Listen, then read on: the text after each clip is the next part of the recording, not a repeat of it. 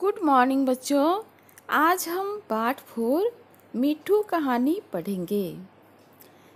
इस कहानी में बाल सुलभ आकर्षण, अगाध स्नेह व करुणा को दर्शाया गया है। बंदरों के तमाशे यानी कि खेल तो तुमने देखे होंगे। मदारी के इशारों पर बंदर कैसी कैसी नकलें करता है। मदारी यानी कि जो बंदर का खेल दिखाते हैं, उसकी शरारतें भी तुमने देखी होगी। तुमने उसे घरों से कपड़े उठाकर भागते देखा होगा। पर आज हम तुम्हें एक ऐसा हाल सुनाते हैं जिससे मालूम होगा कि बंदर लड़कों से भी दोस्ती कर सकता है। कुछ दिन हुए, लखनऊ में एक सर्कस कंपनी आई थी। उसके पास शेर, भालू, चीता और कई तरह के और भी जानवर थे। इनके सिवा एक बंदर मिट्ठू भी था। लड़कों के झुंड रोज इन जानवरों को देखने आया करते थे। मिट्ठू ही उन्हें सबसे अच्छा लगता। उन्हीं लड़कों में गोपाल भी था। वह रोज आता और मिट्ठू के पास घंटों चुपचाप बैठा रहता। उसे शेर, भालू, चीते आदि से कोई प्रेम न था। वह मिट्ठू के लिए घर से चने, मटर, केले लाता और खिलाता। मिट्ठू भी उससे इतना हिलमिल गया था कि बगैर उसके खिलाए कुछ न खाता। इस तरह दोनों में बड़ी दोस्ती हो गई। एक दिन गोपाल ने सुना कि सर्कस कंपनी वहाँ से दूसरे शहर में जा रही है। यह सुनकर उसे बड़ा रंज हुआ। रंज यानी कि नाराजगी हुआ। वह रोता हुआ अपनी माँ के पास आया और बोला, अम्मा मुझे एक अठन्नी दो, मैं जाकर मिट्ठू को खरीद लाऊं।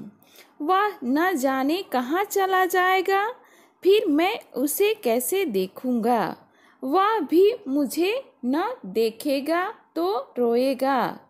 माँ ने समझाया, बेटा बंदर किसी को प्यार नहीं करता। वह तो बड़ा शैतान होता है। यहाँ आकर सबको काटेगा। मुफ्त में उलाहने सुनने पड़ेंगे। उलाहने यानी कि शिकायत सुनने पड़ेंगे। लेकिन लड़के पर माँ के समझाने का कोई असर न हुआ। वह रोने लगा। आखिर माँ ने मजबूर होकर उसे एक अठन्नी निकालकर दे दी। अठन्नी पाकर गोपाल मारे खुशी के फूल उठा।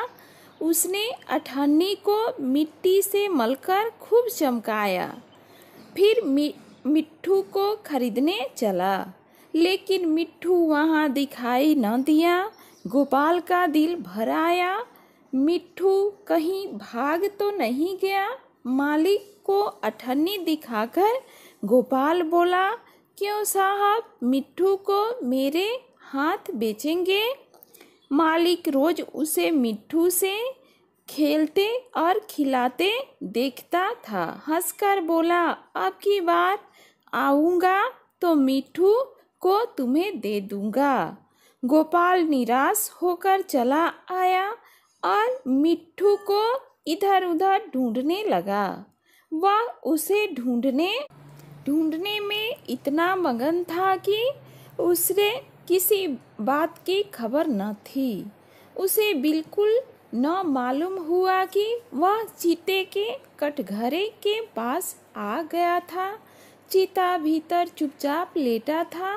गोपाल को कटहरे के पास देखकर उसने पंजा बाहर निकाला और उसे पकड़ने की कोशिश करने लगा। गोपाल तो दूसरी तरफ ताक रहा था।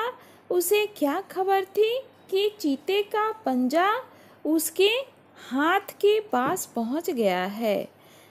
करीब था कि चीता उसका हाथ पकड़कर खींच ले कि मिट्ठू न मालूम कहाँ से आकर उसके पंजे पर कूद पड़ा और पंजे को दांतों से काटने लगा। चीते ने दूसरा पंजा निकाला और उसे ऐसा घायल कर दिया कि वह वहीं गिर पड़ा और जोर जोर से चीखने लगा। मिट्ठू की यह हालत देखकर गोपाल भी रोने लगा। दोनों का रोना सुनकर लोग दौड़े, पर देखा कि मिट्ठू बेहोश पड़ा है और गोपाल रो रहा है। मिट्ठू का घाव तुरंत धोया गया और मरहम लगाया गया। थोड़ी देर में उसे होश आ गया। वह गोपाल की ओर प्यार की आंखों से देखने लगा, जैसे कह रहा हो कि अब क्यों रोते हो, मैं तो अच्छा हो गया। कई दिन मिट्ठू की मरहम पट्टी होती रही और आखिर वह बिल्कुल अच्छा हो गया। गोपाल अब रोज आता और उसे रोटियां खिलाता। आखिर कंपनी के चलने का दिन आया। गोपाल बहुत दुखी था। वह मिट्ठू के कटघरे के पास खड़ा आंसू भरी आंखों से देख रहा था कि मालिक ने आकर कहा, अगर तुम मिट्ठू को पा जाओ तो उसका क्या करोगे?